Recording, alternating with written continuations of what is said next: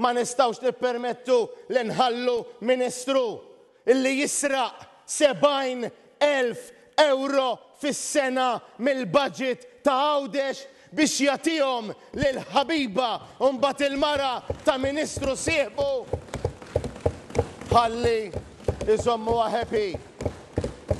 Dan iddikjaraħ il-kap tal-Partit Nazzjonalista Bernard Grech waqt id-dibattitu fil-Parlament dwar l-estimi tal-budget għal Għawdex fejn spjega għaliex dan l-iskandlu ta' Amanda Muscat laqgħad direttament lin-nies, speċjalment l-Awċin li qed ikomplu jduru lejn il-Partit Nazzjonalista. Għawdex qiegħda biss f'qalbna ta' din in-naħa.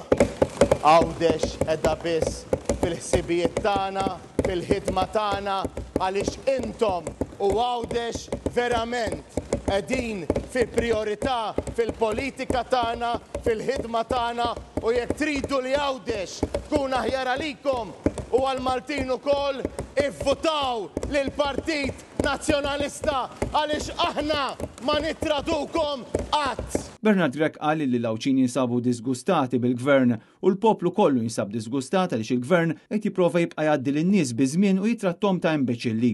Fid-diskors tiegħu il-kap tal-Partit Nazzjonalista fakkar kif il-mara tal-Ministru nżammet fuq paga ta' 70,000 euro tal-li ma għamlet xejn, flus illi la pulizija, la infermiera u lanqas għalliema ma taqlaħħom f'sena.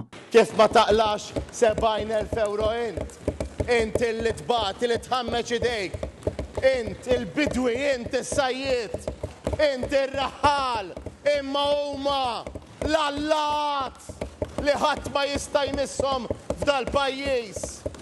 Dawk li jaħsbu li ma jista' għalihom ħadd. Dawk jisirqu is-70,000 euro u aktar. Hawn il-kap tal-Partit Nazzjonalista wassal appell imqanqal lis-segretarji permanenti fil-Ministeri sabiex iwaqfu dan is-serq minn flus il-poplu. Bernard Grech fakkar ukoll li dan tal-mara tal-Ministru Bartolo huwa biss wieħed minn serje ta' skandli illi ħakmu lill-Gvern ta' Roberta Bela.